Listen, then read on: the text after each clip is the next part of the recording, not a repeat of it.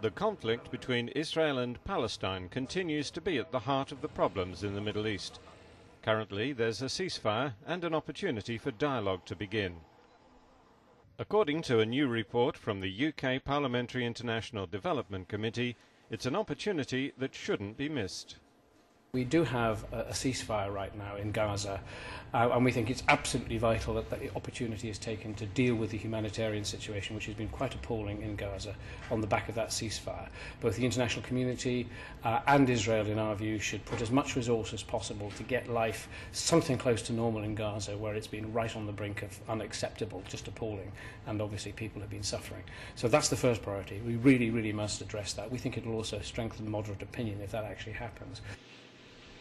On the West Bank, there's a desire to ensure that investment is put in that won't worsen the situation for an inclusive peace settlement.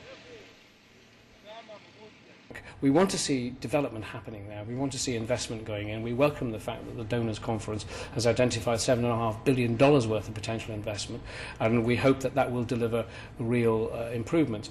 But the situation on movement and access on the West Bank is so restrictive that we have concerns that if some kind of special Palestine enclaves for investment, which have their own access and connections, which are totally divorced from the rest of the West Bank, somewhat like the Israeli settlements, that this actually creates what I would call two parallel universes on the same territory, and could be A, illegal, and B, difficult in terms of securing two-state solution in the long run. So we're not against it, but we are worried that it's done in a way that does not undermine that possibility. The report also recognises that a true settlement cannot be reached unless there is some form of dialogue with Hamas. Hamas's lack of recognition of Israel and commitment to violence and refusal to accept previous conditions is clearly rules them out as being party to any serious negotiation or conclusion of the peace process.